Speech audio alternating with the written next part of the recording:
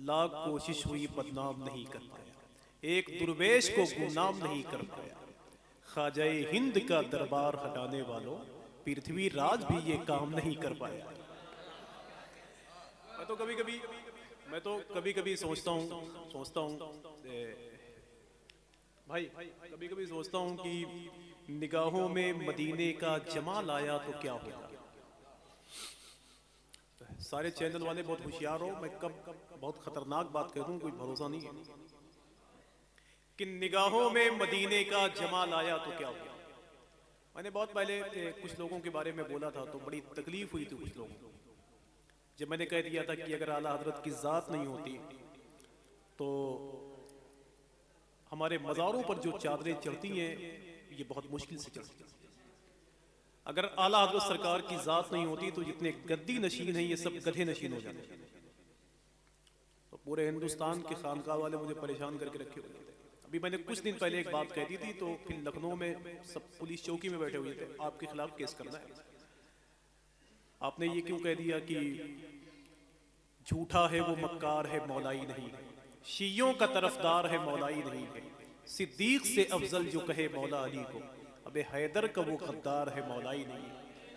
मैंने अकीदे अहले सुन्नत बयान किया भाई, मैंने अकीदे अहले सुन्नत बयान किया और यही अकीदे अहले सुन्नत, और आज की इस महफिल में खुल के कह दिया जा रहा है। और जितने लोग मौजूद हैं उनकी जिम्मेदारी है, और जो लोग राफजियत के साथ हिंदुस्तान की महफिलों में शिरकत करते हैं या राफजियत ज़दा लोगों के साथ जलसे पढ़ते हैं, चाहे वो हमारी जमात के लोग हों, खतीब हों, शायर हों या नकीब हों, उनसे मैं अपनी बेजारी का इजहार भी करता हूं। ये फितना हिंदुस्तान भर में फैलता जा रहा है। आज खुल के कह दूं कि जो तरतीबे खिलाफत है वही तरतीबे फजीलत है, और जो तरतीबे खिलाफत है वही तरतीबे फजीलत है। कि सदियों की मोहब्बत है, जमाने की वफा है, महबूब दो आलम के करीब सोया हुआ है, कब हमने बनाया है उसे पहला खलीफा, अबे अल्लाह की मर्जी से बना है तो बना। तुम परेशान हो, पागल होते जा रहे हो। नबी के कुर्बे खास में वही लोग लेटे हुए हैं कि नसीब देखिए सिद्दीक और उमर का जरा, वो लोग अब भी नबी के बगल में रहते हैं। कुत्ते की तरह आप भूखते हैं। वो नसीरुद्दीन शाह नसीर साहब कहते हैं कि लो मदीने की तजल्ली से लगाए हुए गए, दिल को हम मतलए अनवार बनाए हुए गए, और नाम सुनते ही अबू बकर उमर का मुझसे, अबे तू बिगड़ता है वो पहलू में सुनाए, तू बिगड़ता है वो पहलू में सुनाए हुए। समझ? शियों की जमात का एक बहुत बड़ा खतीब था, वो तकरीर कर रहा था कि सिद्दीक उमर जबरदस्ती खलीफा बने। एक सुन्नी बैठा हुआ था तो उसने कहा कि हुजूर कि दाहिने और बाईं तरफ जो लेटे हुए हैं क्या वहां भी जबरदस्ती पहुंच गए थे क्या? तो कहा हाँ, वो लोग वहां भी जबरदस्ती दाखिल हो गए थे। तो सुन्नी ने कहा जाओ अपना काम करो, वो जन्नत में भी जबरदस्ती दाखिल हो जाए।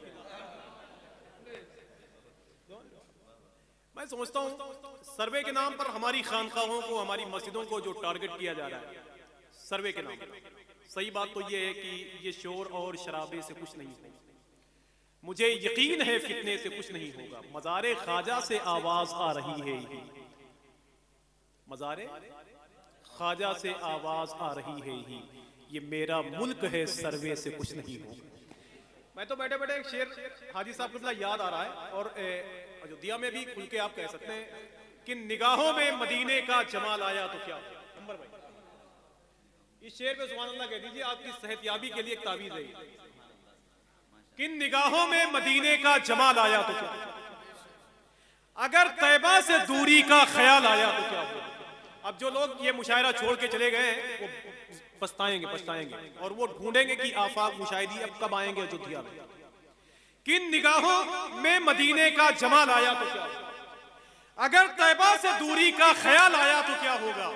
मोइनुद्दीन के दरबार पर उंगली उठाते हो, अगर कलियर के साबिर को जलाल आया तो क्या होगा। कि मोइनुद्दीन के दरबार पर उंगली उठाते हो, अगर कलियर के साबिर को जलाल आया तो क्या होगा। अगर कलियर के साबिर को जलाल आया तो क्या होगा। वो मेरे गरीब नवाज की चौखट है यार, जहां अकबर बादशाह भी अपने दामन को बिछा के आया था। लाल भाई आपके लिए माहौल जहां अकबर बादशाह भी अपने दामन को बिछा के आया था भीख मांगने के लिए।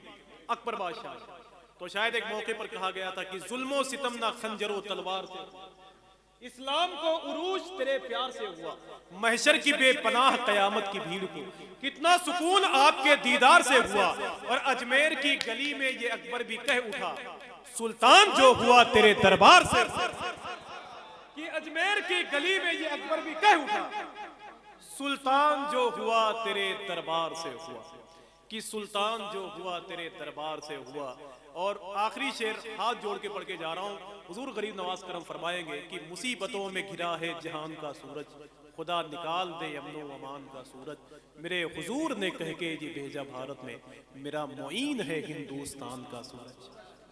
मैंने कभी अपनी निजामत में 10 साल 8 साल पहले पढ़ा था, जो हिंदुस्तान में और मेरे दूसरे नाजिम दोस्तों से सुनते होंगे आप, न ये सूरज चमकता है न वो चंदा चमकता है, निगाहे इश्क में तो गुंबदे खजरा चमकता है, कोई है फातह खैबर तो कोई फातह करबल, इधर बाबा चमकता है उधर बेटा चमकता है, और रजा वो मुफ्त ये आजम के दर के सामने देखो, अबे मजार अख्तर रजा का चांद के जैसा चमकता है, मजार अख्तर रजा का चांद के जैसा चमकता है।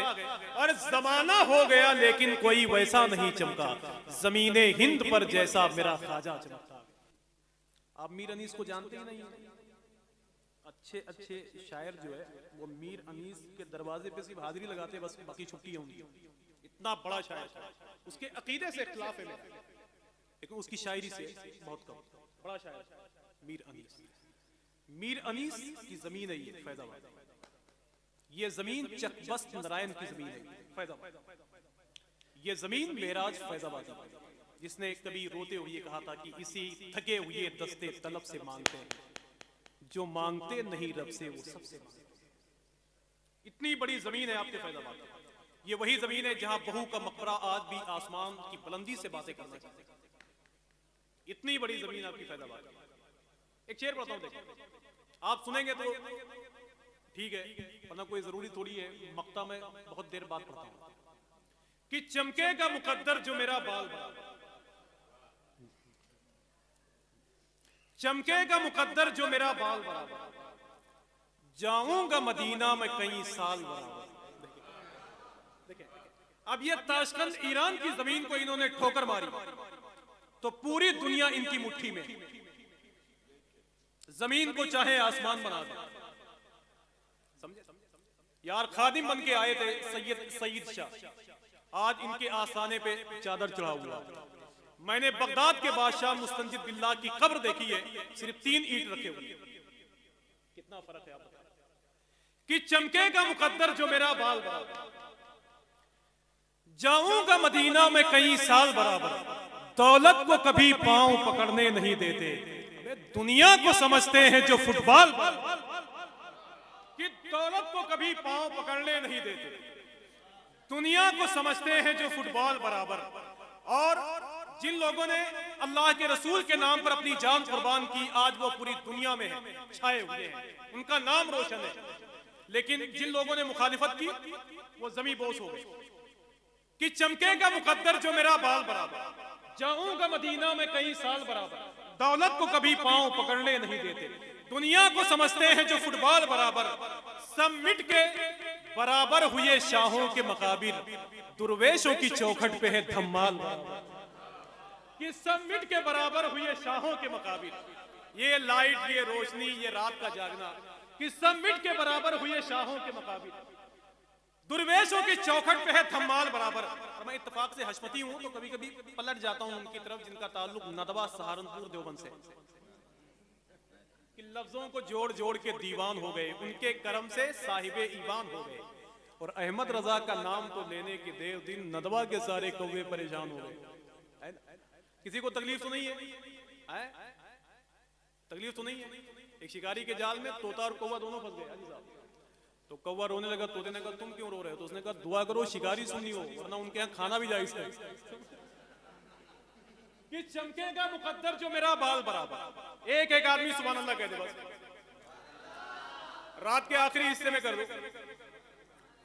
कि चमकेगा मुकद्दर जो मेरा बाल बराबर, भाई इसे कहते हैं शायरी। और अगर ये फैजाबाद में नहीं सुनी गई तो फिर अब इलाहाबाद में वो बात नहीं है, वो प्रयागराज है। कि चमकेगा मुकद्दर जो मेरा बाल बराबर, जाऊंगा मदीना में कई साल बराबर, दौलत को कभी पांव पकड़ने नहीं देते, दुनिया को समझते हैं जो फुटबॉल बराबर, सब मिट के बराबर हुए शाहों के मुकाबिल, दुर्वेशों की चौखट पे है धम्माल बराबर, और लेते हैं वो वलियों की दुआओं का वसीला, गल पाती नहीं जिनकी कहीं दाल बराबर, कि लेते हैं वो वलियों की दुआओं का वसीला, गल पाती नहीं जिनकी कहीं दाल बराबर, गल पाती नहीं जिनकी कहीं दाल बराबर। आइए बहुत ही अदब और एहतराम के साथ मुशायरा आपका है, इस मुशायरे को तक़वियत आप लोगों ने बख्शी है। दुआ करें अल्लाह इब्राहिम शाह की चौखट सलामत रखे, हमारे दिल को, हमारे सर को झुकने की तौफीक अता फरमाए इन बड़े सरकारों की बारगाह नूर करम में। आइए बहुत ही अदब और एहतराम के साथ मैं गुजारिश करता हूँ, एक नाम है जो सरकार मुशाहिदे मिल्लत के पाँव से उड़ने वाले गर्दो गुबार को अपने लिए तोशे आखिरत जाना है, वो नाम है मोहतरम अंबर मुशाहिदी साहब।